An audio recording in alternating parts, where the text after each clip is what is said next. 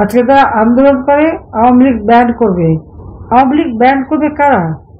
কয়েকটা ভাসমান যাদের কোনো অস্তিত্ব ছিল না, ওই ইউনুসের অর্থ, সেই সোরসের অর্থ আর ইউএসআইডের অর্থ দিয়ে লালিত পালিত এরা আজকে রাজনৈতিক নেতা হয়, রাজনৈতিক দল করে, আবার আওয়ামী লীগকে ব্যান করে, ছাত্রলীগকে ব্যান করে।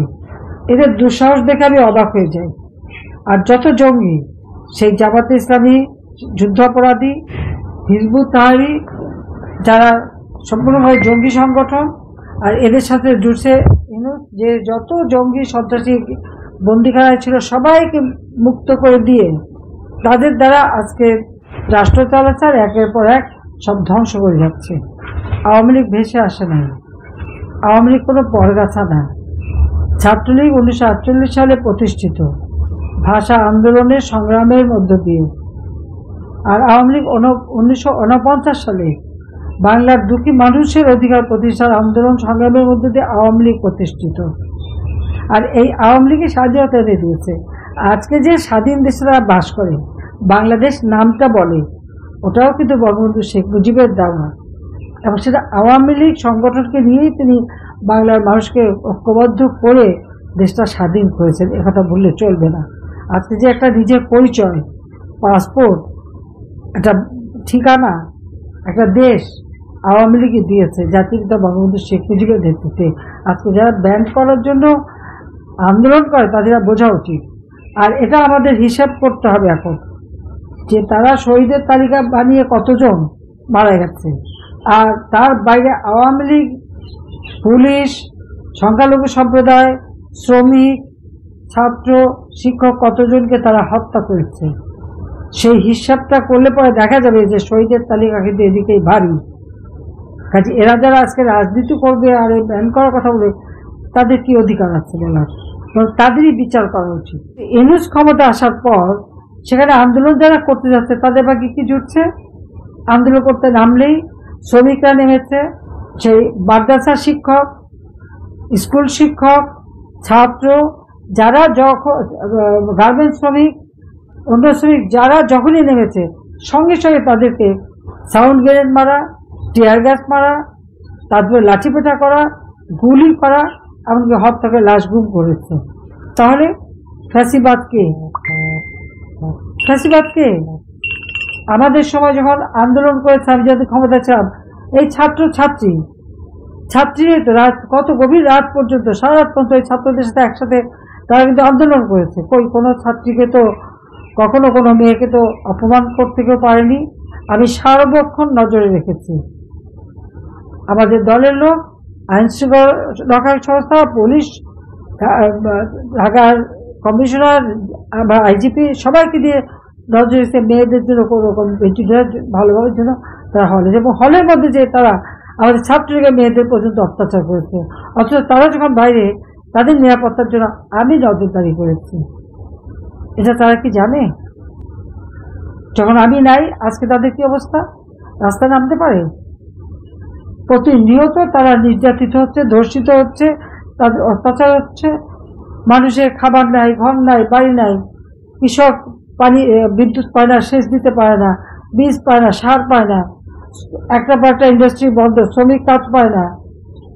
আর ছাত্রছাত্রীরা পড়াশোনা করবে কি? আজকে ছাত্রলীগের ছেলে হলেই তাদের সার্টিফিকেট বাতিল করে, তাদের পড়াশোনা করতে দেবে না। আমি যতদিন ক্ষমতায় ছিলাম, সে ছাত্র শিবির হোক, ছাত্র দল হোক, যে দলেরই হোক, সবাই তো লেখাপড়া করার সুযোগ পেয়েছে, এটা তো অস্বীকার করতে পারবে না। তাহলে স্বেচ্ছাচারী কে? স্বেচ্ছাচারী কে? স্বৈরাচার কে? ফ্যাসিবাদ? তুলনাটা করে দেখলেই কিন্তু সামনে চলে আসে। তাহলে এদেশে ব্যান্ড কে হবে? আওয়ামী লীগ হবে, না যারা এইভাবে খুন করেছে তারা হবে? সেটাই তো আমাদের প্রশ্ন।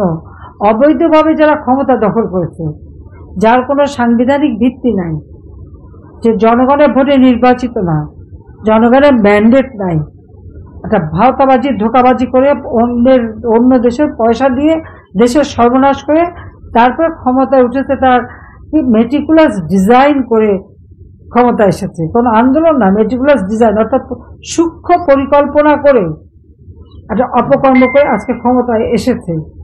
তার হুকুম, সে হুকুমের কি মূল্য আছে, বৈধতা আছে?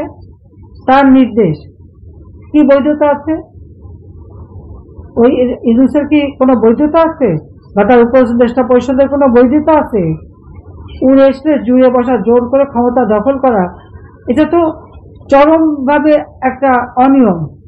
আর সেই অনিয়মের মধ্যে দিয়ে ক্ষমতা এসে আজকে অত্যাচার নির্যাতন চালিয়ে যাচ্ছে। ফ্যাসিবাদ ইউনূস ক্ষমতায় বসে আছে, আর তার হাতে যে কয়েকটা, যাদের নাক টিপলে এখনো দুধ গলে, তারা আবার বড় বড় কথা বলে এবং তারা আওয়ামী লীগের সমালোচনা করে। তাদের দুঃসাহস দেখলে আমি অবাক হয়ে যাই। এটার জন্য মনে না করে যে আমি সব ছেড়ে এসেছি। আমি কিন্তু সাংবিধানিক মোতাবেক জনগণের নির্বাচিত প্রতিনিধি হিসেবে, জনগণের ভোটে নির্বাচিত এবং পার্লামেন্ট পার্টির নির্বাচিত, আমি জাতীয় সংসদের লিডার অব দ্য অপোজিশন এবং বাংলাদেশের প্রধানমন্ত্রী। মনে রাখতে হবে, আইনসম্মতভাবে প্রধানমন্ত্রী যখন আমি জুড়ে যে বসে, তাদের ক্ষমতার কোনো ভিত্তি নাই, এটা তাদের স্মরণ করে দিতে চাই আমি। কাজে কথা বললেই একেবারে সবকিছু হয়ে গেল, গুন্ডামি করে, ডাকাতি করে আর অস্ত্র দেখিয়ে সবসময় চিরদিন টিকে থাকা যায় না। মানুষের আস্থা লাগে, মানুষের বিশ্বাস লাগে, মানুষের ভালোবাসা লাগে। যারা মানুষকে বিভ্রান্ত করেছিল, আজকে সেই সাধারণ ছাত্রছাত্রী, আসলে তারা তো বিভ্রান্ত হয়েছে, তাদের তো কোনো দোষ ছিল না, তারা তো আসল জিনিসটা বুঝতে পারেনি। এখন নিশ্চয়ই তারা বুঝতে পারছে, কাজে তাদের মধ্যে আমাদের কিছু নেই। কিন্তু যারা এই ইউনূসের পয়সা খেয়ে এই ধরনের ঘটনা ঘটিয়েছে, তাদেরই বিচার একদিন বাংলার মাটিতে হবে, এবং এটা হবেই হবে। এবং এই ইউনূসবা পার পেয়ে যাবে কোথায়? আন্তর্জাতিকভাবে বাংলাদেশের গরিব দুঃখী মানুষের ক্ষুদ্র ঋণ দিয়ে মোটা অঙ্কের টাকা নিয়ে দেশের টাকা বিদেশে পাচার করে দেশের মানুষকে যে নানাভাবে বিভ্রান্তি করেছিল, আজকে তার চেহারাটাও আন্তর্জাতিকভাবে তার মুখোশও খুলে গেছে। দেশে কত বড় ভণ্ড, কত কত দুর্নীতিবাদ, কত বড় একটা জঙ্গি, সেটা কিন্তু আজকে সারা বিশ্বের যারা, তারা কিন্তু টের পেয়েছে, তারা কিন্তু বুঝে গেছে। এটা কিন্তু মাথায় রাখতে হবে, কারণ ওই আল্লাহখানা আর আগের মতো নাই যা মানুষকে বিভ্রান্ত করবে। মানুষের গরিবদের পেটে ভাত দিতে পারে না, উনি বিল ক্লিন্টন ফাউন্ডেশনে বিরাট অঙ্কের টাকা দান করেন। এই ইউনূসের দুর্নীতির হিসাবে কত দেব? সাথে আমি, জয়, পুতুল, রেহানার বাচ্চারা, 3 বাচ্চা, সবার বিরুদ্ধে দুর্নীতির মামলা দেয়। কি দুর্নীতি পেয়েছে আমি জানিয়ে দিচ্ছি। কত টাকা পেয়েছে, কোথেকে এনেছে টাকা, সেটা তাদের জানাতে হবে, সেটা স্পষ্ট জাতির কাছে বলতে হবে। মুখে দুর্নীতি বললে হবে না, আর মিথ্যা কথা বলা আর মিথ্যা করে অপপ্রচার করা, সেটা মেনে নেওয়া যাবে না।